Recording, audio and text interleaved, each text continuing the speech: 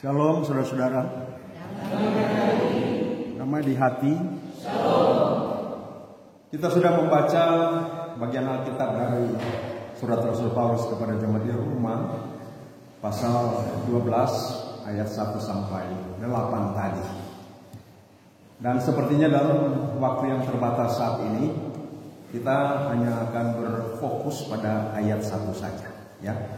Kita akan pikirkan, kita akan renungkan ayat 1. Nah, baik jemaat yang saya kasih dalam Tuhan kita Yesus Kristus, apa dan bagaimanakah kehidupan orang Kristen itu? Ya, mungkin banyak orang Kristen akan menjawab, kehidupan Kristen itu adalah kehidupan yang sudah mendapatkan penebusan dosa dari Allah. Dan karena itu kehidupan yang sudah mendapatkan keselamatan dari Allah. Tetapi juga kehidupan yang senantiasa mendapatkan berkat-berkat dari Allah, yang senantiasa dikasihi oleh Allah. Jadi betul kehidupan Kristen itu adalah seperti itu, mendapatkan segala yang baik dari Allah. Akan tetapi bukan hanya sampai di situ. Kalau kehidupan Kristen itu hanya tentang apa yang sudah kita dapatkan dari Allah, maka sebenarnya kita belum benar-benar sebagai orang Kristen. Kita belum menjadi orang Kristen yang sejati.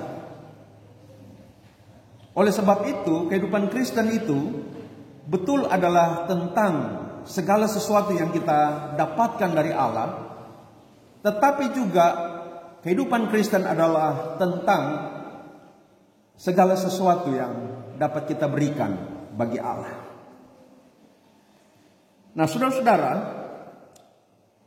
surat Roma ini pasal 1 sampai pasal 11 berbicara tentang segala sesuatu yang sudah kita terima dari Allah.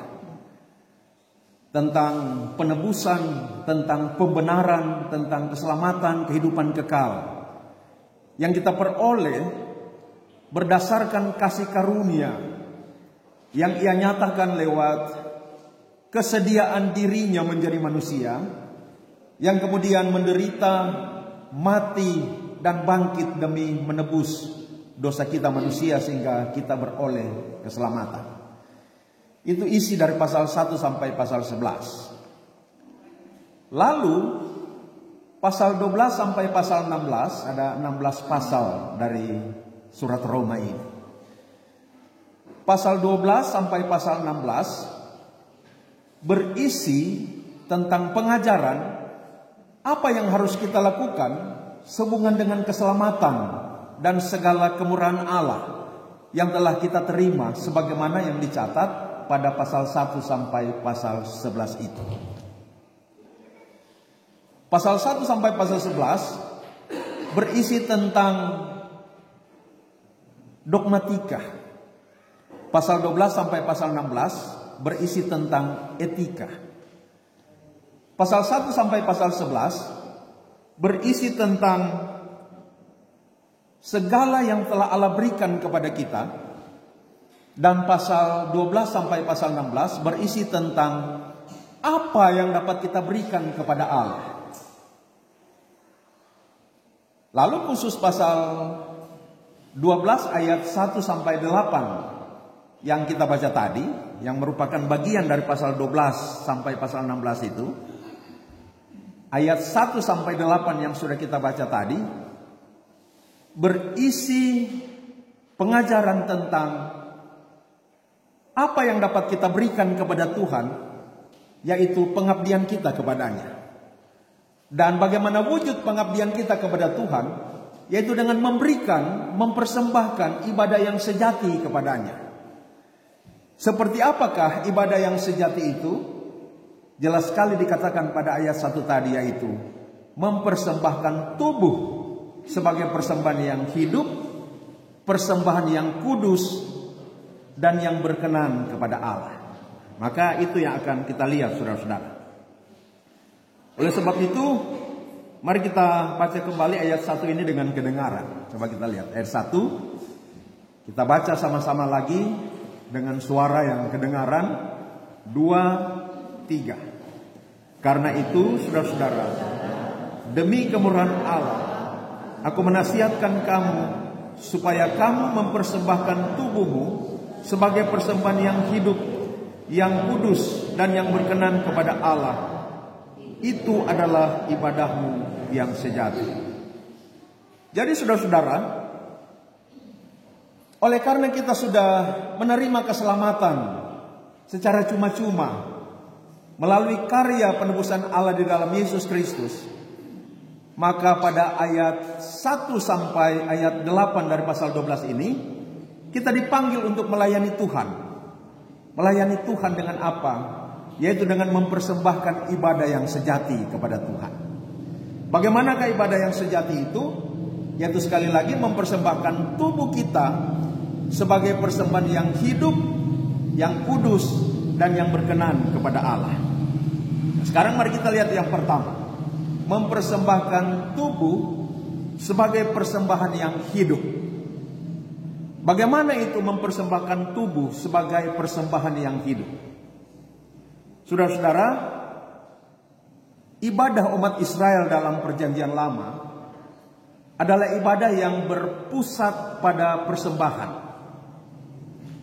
Yaitu imam akan menyembelih hewan korban itu.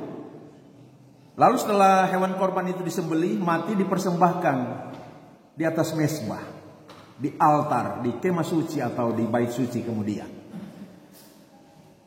Nah, ketika hewan korban yang sudah disembelih dan mati itu dipersembahkan di atas mezbah, maka darahnya akan diambil lalu kemudian dipercikkan kepada umat sambil imam menyatakan dosa umat diampuni.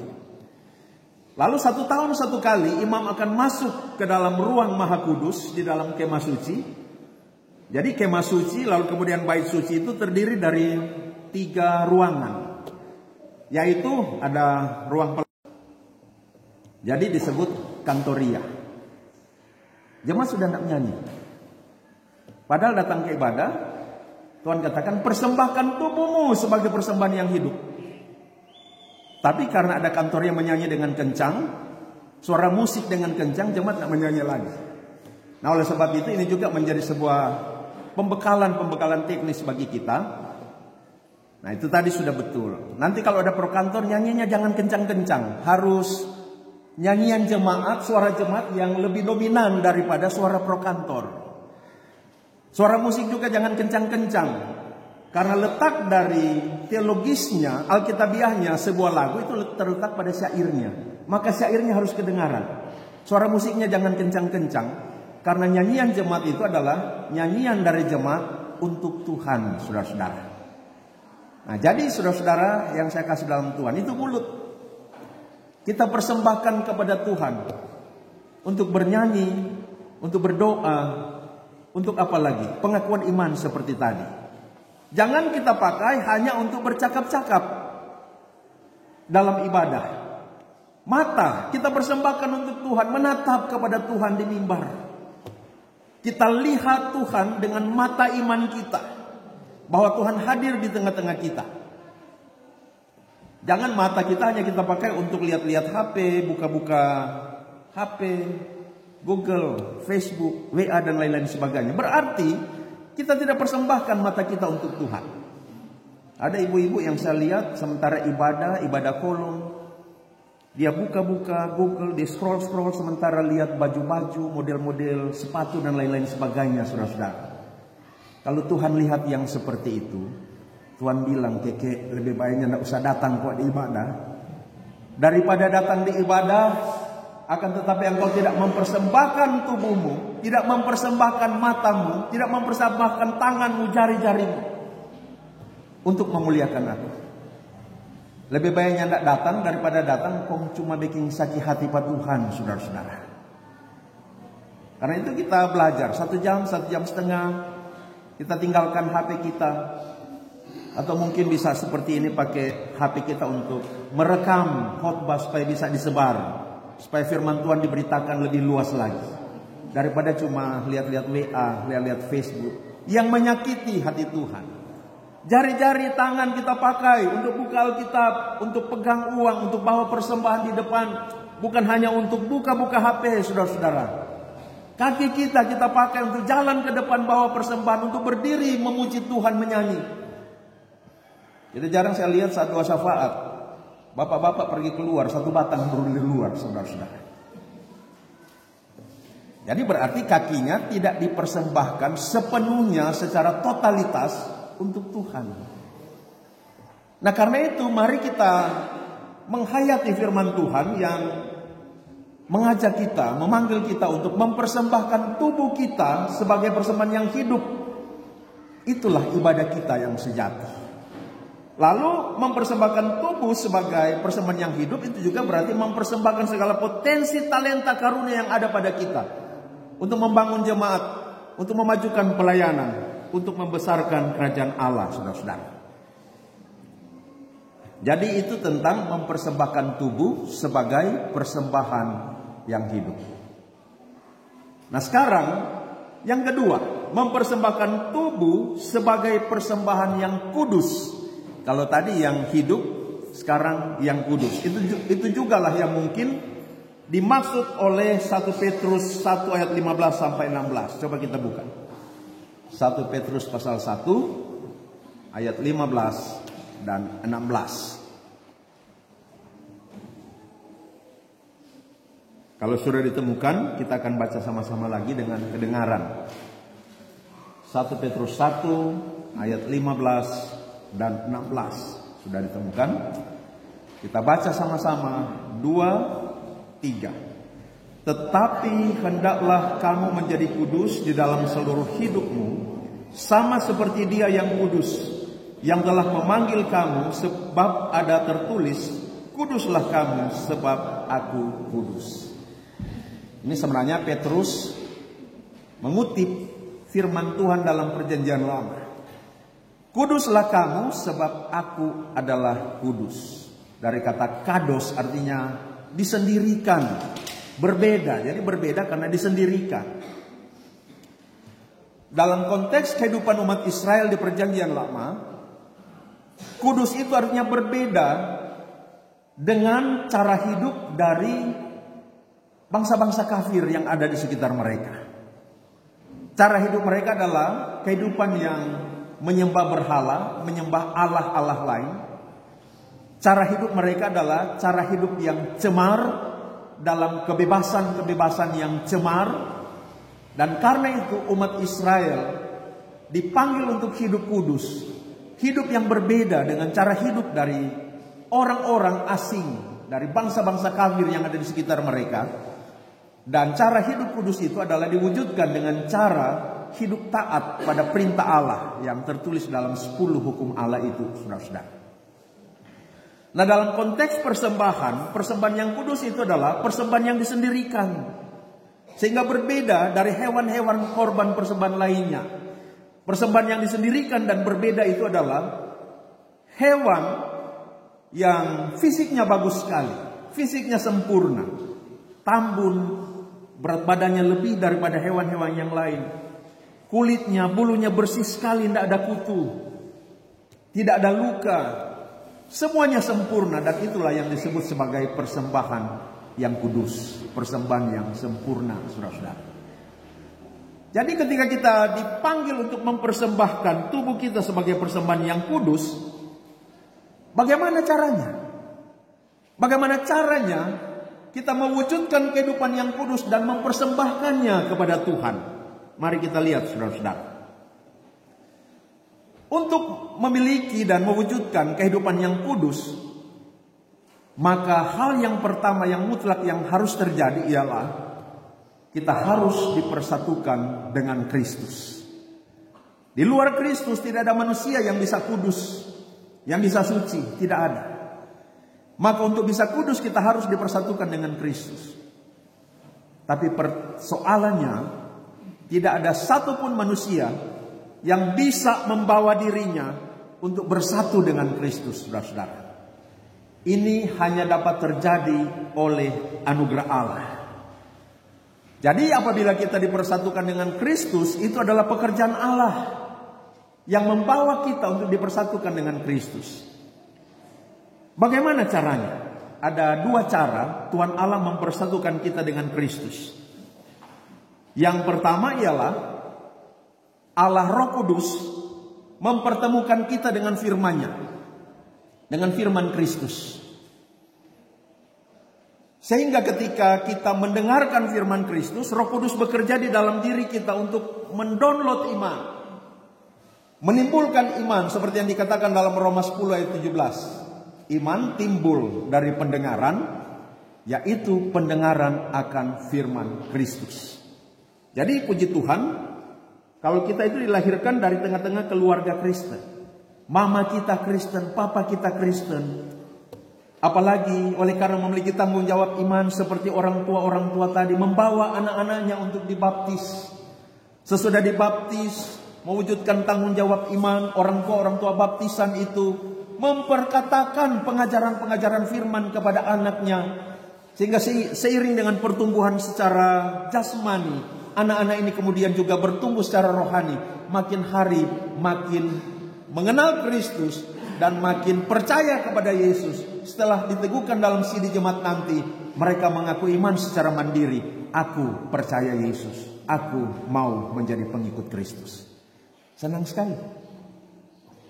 Lalu bagaimana dengan orang-orang yang tidak percaya, yang tidak terlahir dari keluarga yang percaya? Tetap Tuhan bisa pertemukan mereka dengan firman Kristus.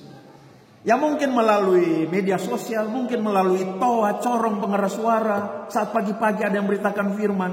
Mungkin melalui Facebook, mungkin melalui YouTube, atau mungkin melalui teman saat di kampus cerita-cerita pengalaman hidup ibu-ibu yang berteman secara plural, secara majemuk dengan teman-teman yang beragama lain. Cerita-cerita tentang pengalaman pribadi, cerita-cerita tentang pengalaman rohani. Akhirnya sementara dengar cerita mereka yang tidak percaya, Roh Kudus sedang bekerja mendownload iman, menimbulkan iman di dalam diri mereka. Maka ketika seseorang beriman, ia dipersatukan dengan Kristus. Ketika dipersatukan dengan Kristus, karya penebusan Yesus di kayu salib berlaku kepadanya. Betul, Yesus mati untuk menebus dosa manusia. Tetapi jangan harap tanpa iman karya penebusan dosa itu terjadi, berlaku, teraplikasi. Jangan harap.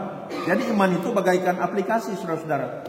Kita sudah punya HP, sudah punya perangkat yang bagus, mungkin mahal sekali harganya, tapi tanpa ada aplikasi kita tidak bisa pakai. Kita tidak bisa menggunakan perangkat HP kita, semahal apapun itu. Caranya download dulu aplikasinya. Sudah ada aplikasi, baru bisa pakai HP-nya, saudara-saudara. Begitu juga penebusan dosa, pembenaran, keselamatan sudah tersedia. Tapi tanpa iman itu tidak akan terjadi. Kita tidak akan mengalaminya. Maka Roh Kudus mendownload iman melalui apa? Firman Kristus, saudara-saudara. Maka ketika beriman, karya penebusan Yesus di kayu salib berlaku. Dosa kita ditebus, kita dibenarkan di hadapan Allah, memperoleh keselamatan, kehidupan yang kekal. Ini yang dalam doktrin Kristen disebut dengan doktrin pembenaran.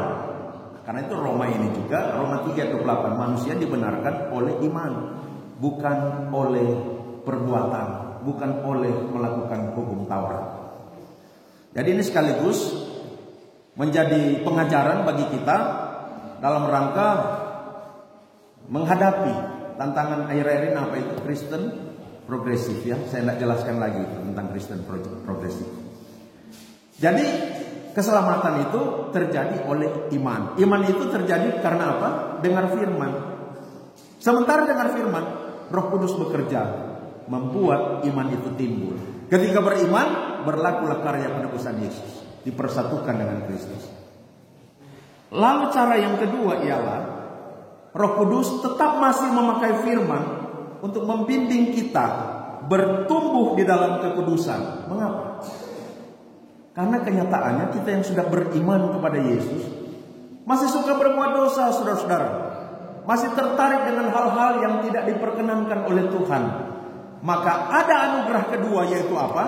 Roh Kudus bekerja melalui firman Tuhan untuk membuat kita makin hari makin bertumbuh di dalam kekudusan. Firman Tuhan mengajari kita, firman Tuhan mengoreksi kita, sehingga melalui pekerjaan Roh Kudus di dalam pemberitaan firman Tuhan, kita jadi tersadar, kita bertobat, lalu kemudian kita bertumbuh dalam kehidupan yang makin hari makin dikuduskan. Nah, ini dalam doktrin Kristen disebut dengan nama doktrin sanctification atau doktrin pengudusan. Nah, saudara-saudara, jadi begitu cara kita dikuduskan oleh Tuhan. Tapi juga ada poin yang ketiga, yaitu Tuhan Allah bekerja menumbuhkan kita di dalam kekudusan melalui gereja, melalui persekutuan orang-orang percaya. Jadi gereja itu diutus oleh Tuhan untuk apa? Untuk melaksanakan pertama ibadah-ibadah. Saudara-saudara, ketika Tuhan menyuruh Musa menghadap Firaun, Tuhan menyuruh Musa mengatakan begini kepada Firaun, izinkanlah umat Israel itu pergi dari negerimu, negeri Mesir, untuk supaya mereka dapat beribadah kepada Allah di padang gurun. Jadi saudara-saudara, Tuhan selamatkan, bebaskan umat Israel dari perbudakan. Supaya apa? Supaya mereka beribadah kepada Allah. Sama juga, Tuhan tebus kita, bebaskan kita dari dosa, selamatkan kita melalui kematian dan kebangkitan Yesus. Supaya apa? Supaya kita beribadah kepada Tuhan. Oleh sebab itu, ibadah ini adalah merupakan wujud pertama, indikator pertama dari hidup dalam kekudusan. Tetapi juga ibadah ini merupakan konfirmasi pertama bahwa seseorang itu sudah beriman dan telah menerima keselamatan dari Tuhan. Maka kalau ada orang yang merasa diri Kristen, merasa diri sudah dibaptis, ditukarkan sidi, ikut perjamuan, tetapi dia tidak tekun beribadah, ini menjadi tanya-tanya. Dia sudah diselamatkan atau belum? Dia sudah betul-betul memiliki iman yang sebenarnya, iman yang sungguh-sungguh atau belum? Sebab Roh Kudus akan memakai ketekunan beribadah mengkonfirmasi diri kita, hati nurani kita. Kamu ini anak Tuhan. Kamu ini sudah diselamatkan. Nah, kalau kita tidak beribadah, bagaimana Roh Kudus bisa mengkonfirmasi? Tidak ada konfirmasi. Maka jangan-jangan kita belum menjadi milik Tuhan. Jangan-jangan kita belum ditebus oleh Tuhan. Jangan-jangan kita belum menerima keselamatan. Karena itu betapa pentingnya beribadah. Karena apa? Tuhan selamatkan kita supaya kita beribadah kepadanya, saudara-saudara. Maka ketika gereja menyelenggarakan peribadahan-peribadahan, ibadah minggu, ibadah kolom, ibadah dipra, dan macam-macam ibadah,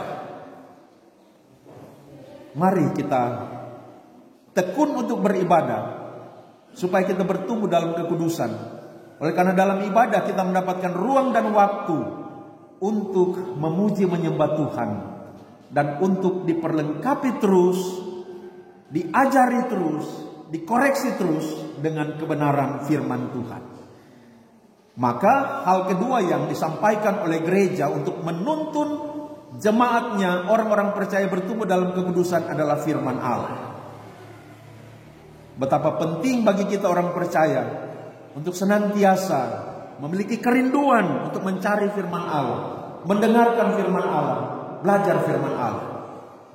Karena itu juga betapa pentingnya gereja, para pelayan Tuhan, para pendeta, para penatua, para diaken, para guru agama, para pelayan khusus memberitakan firman Tuhan yang jelas. Memberitakan firman Tuhan seperti apa yang Tuhan katakan di dalam Alkitab. Memberitakan firman Tuhan dengan tidak irit-irit, dengan tidak hemat-hemat, dengan tidak koncudu-koncudu, saudara-saudara. Karena betapa pentingnya membuat warga gereja itu kenyang dengan firman Tuhan. Yohanes Calvin memberikan metafora gereja itu bagaikan ibu, bagaikan mama. Mama yang memberi makan anak-anaknya. Juga yang kedua, Yohanes Calvin memberi metafora bahwa gereja itu adalah guru yang mengajari murid-muridnya. Tapi jauh sebelum itu, seorang bapak gereja yang bernama Agustinus mengatakan bahwa seseorang hanya dapat mengakui Allah sebagai bapa kalau dia telah mengakui gereja sebagai ibu. Jadi selama kita tidak bergereja, saudara-saudara, Allah tidak menjadi Bapa kita, kata Agustinus. Nanti kalau kita bergereja dengan tekun, aktif di dalam persekutuan orang percaya yang namanya gereja, berarti kita sudah menjadikan gereja sebagai ibu kita, maka Allah menjadi Bapa kita. Nah, saudara-saudara jemaat yang saya kasih dalam Tuhan, selain daripada itu, gereja juga menyelenggarakan sakramen seperti tadi. Ada 2 jenis sakramen. Sakramen baptisan kudus dan sakramen perjamuan kudus. Sakramen itu adalah satu pemberitaan firman Tuhan secara kelihatan untuk mengaktualisasikan dalam bentuk tanda bagaimana Allah yang menjadi manusia dalam diri Yesus Kristus mati di kayu salib tetapi bangkit untuk menebus dosa kita manusia. Jadi seperti baptisan tadi, maka seseorang dimeteraikan dengan air, meterai baptisan kudus, sebagai tanda bahwa seseorang itu dibenamkan ke dalam air, lalu kemudian keluar dengan kehidupan yang sudah dikuduskan, disucikan oleh Tuhan. Jadi baptisan itu adalah tanda. Kata baptisan dari kata Yunani baptiso.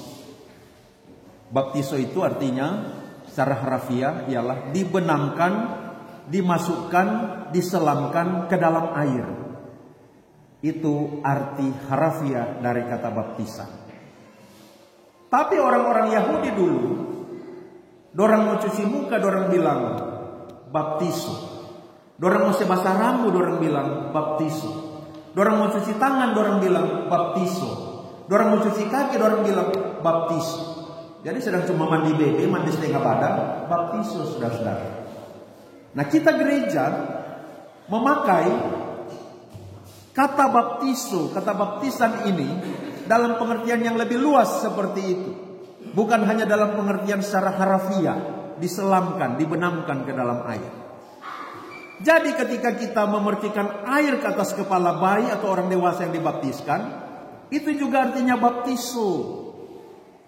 Itu sama pengertiannya dengan dibenamkan ke dalam air. Dan Paulus juga memakai kata baptiso, dibenamkan ke dalam air, sebagai metafora atau perumpamaan tentang seseorang yang dibenamkan dalam kematian Kristus. Tetapi seperti Kristus yang bangkit, maka dia keluar lagi bangkit dalam hidup yang baru. Jadi Paulus memakai baptisan itu, kata baptiso itu dengan tujuan metafora. Maka kita juga melaksanakan pelayanan baptisan dengan makna metafora seperti itu. Yaitu seseorang dibenamkan ke dalam kematian Yesus, lalu kemudian bangkit kembali dengan hidup yang baru, yang sudah menerima anugerah keselamatan yang daripada Tuhan. Saat perjamuan kudus, tubuh Yesus ditandakan dengan roti, darah Yesus ditandakan dengan anggur. Jadi firman yang diperlihatkan secara visual melalui simbol, yaitu roti dan anggur. Nah, melalui sakramen baik baptisan kudus maupun perjamuan kudus, iman kita makin dikonfirmasi bahwa kita adalah orang-orang yang sudah dikuduskan, disucikan dengan darah Yesus yang tercurah di kayu salib itu. Sehingga kita sudah dipersatukan dengan Kristus dan mengalami pengudusan itu, saudara-saudara. Lalu yang terakhir yang dilakukan oleh gereja apa? Nah, ini yang sudah jarang sekali dilakukan oleh gereja di zaman sekarang ini. Yang oleh John Stott dikatakan sebagai mutiara yang hilang pada gereja di abad ke-21. Apa itu? Yaitu disiplin gereja. Disiplin gereja itu mulai dari langkah pengembalaan, lalu penilikan, baru disiplin. Jadi disiplin gereja itu adalah sebuah tindakan ekskomunikasi. Ekskomunikasi itu artinya dikeluarkan eks dari komuni, dikeluarkan dari persekutuan jemaat, dikeluarkan dari daftar keanggotaan, namanya dicoret, itu ekskomunikasi, itu disiplin gereja, saudara-saudara. Kenapa?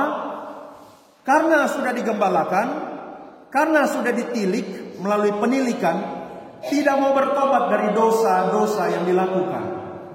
Maka dengan sesal hati dikatakan, Bapak, Ibu, keluarga, kami harus mengekskomunikasi, mendisiplinkan Bapak dan Ibu keluarga, dikeluarkan dari jemaat.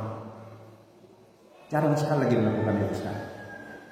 Ya mungkin sampai di abad ke-19 gereja masih terdiri dari sedikit denominasi.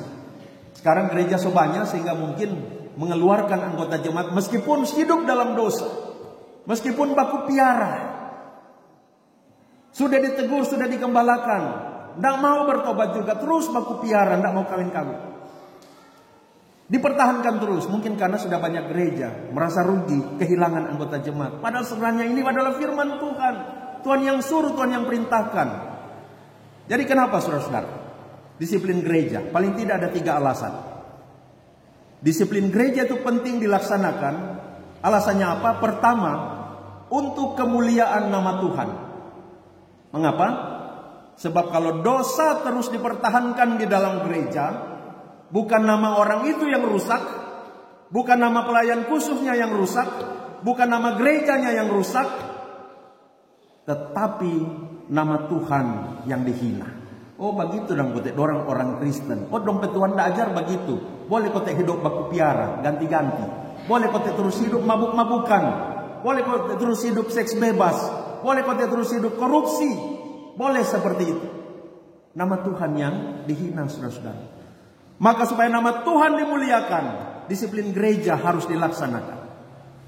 Yang kedua, disiplin gereja itu memiliki fungsi preventif atau fungsi pencegahan. Kenapa? Karena dosa itu sangat menular, saudara-saudara. Sangat menular, sangat berjangkit. Bagaimana keadaan anak-anak kita, pemuda-pemudi, remaja menyaksikan ada keluarga yang hidupnya tidak kawin, hidup bersama. Bagaimana anak-anak kita menyaksikan ayahnya, ibunya, ada pasangan di sini, punya pasangan juga di sana. Bagaimana anak-anak kita, teman-teman kita menyaksikan bapak-bapak yang tiap malam miras mabuk-mabukan. Maka Yohanes Calvin katakan disiplin gereja itu adalah semacam antibiotik dan bahkan operasi. Harus dipotong, lalu diberikan antibiotik. Harus dipotong, dikeluarkan, diekskomunikasi. Supaya apa? Supaya tidak berjangkit, tidak menular kepada anggota jemaat yang lain. Dan yang terakhir, yang ketiga, disiplin gereja itu penting dilaksanakan. Supaya yang bersangkutan, yang digembalakan, yang ditilik dan disiplinkan itu bertobat. Kalau sudah bertobat, menyatakan diri berubah, tidak akan lakukan lagi, boleh diterima kembali di jemaat.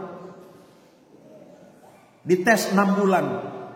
Kalau sudah bagus, baru didaftarkan kembali sebagai anggota jemaat. Itu maksudnya, saudara-saudara. Akan tetapi, tidak mudah melakukan disiplin gereja.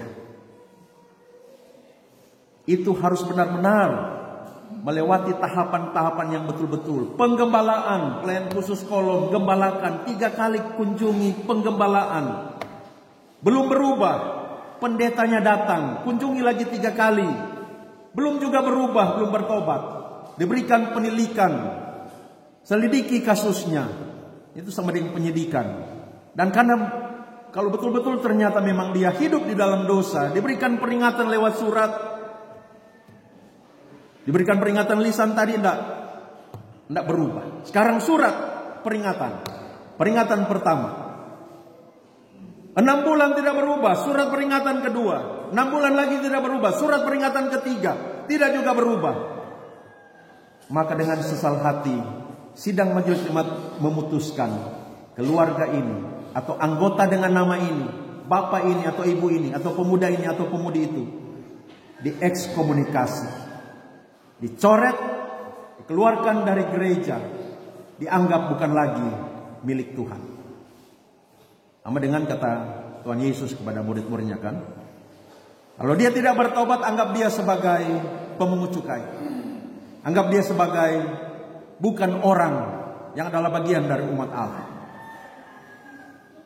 Yang kedua sebagai catatan, sementara penggembalaan, penilikan, sampai pendisiplinan dilakukan, mulai dari penggembalaan, jemaat harus mendoakannya. Cara mendoakannya di gereja seperti ini, sebut nama Tuhan di sementara hidup dalam dosa, bukan, itu doa nada etika itu. Karena itu betapa pentingnya komisi doa, tim doa di dalam jemaat. Tidak banyak-banyak orang. Mungkin 10-15 orang. Doakan dia agar supaya dia bertobat. Persus kolom, doakan dia agar supaya bertobat. Dalam ibadah-ibadah di sidang majelis jemaat, doakan dia agar supaya bertobat. Sepanjang mulai penggembalaan sampai pada pendisiplinan, doakan terus secara reguler agar supaya dia bertobat.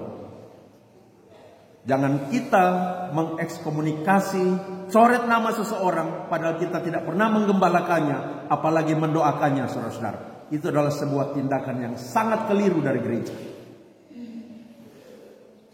Maka dengan pendisiplinan ini bertujuan agar supaya seseorang itu bertobat dan kembali kepada Tuhan untuk hidup dan bertumbuh di dalam kekudusan.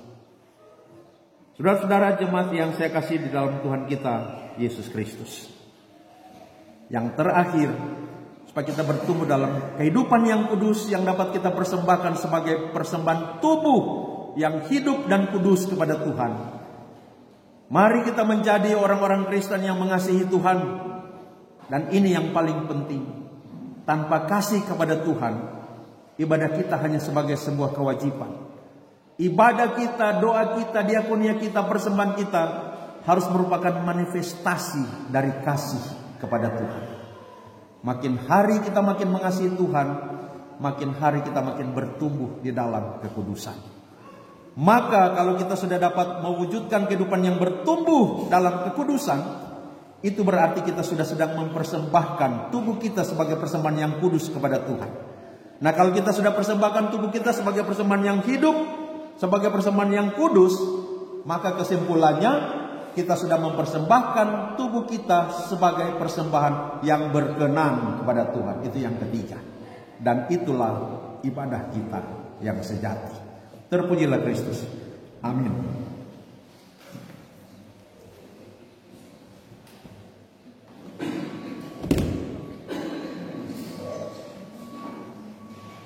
Silakan untuk puji-pujian.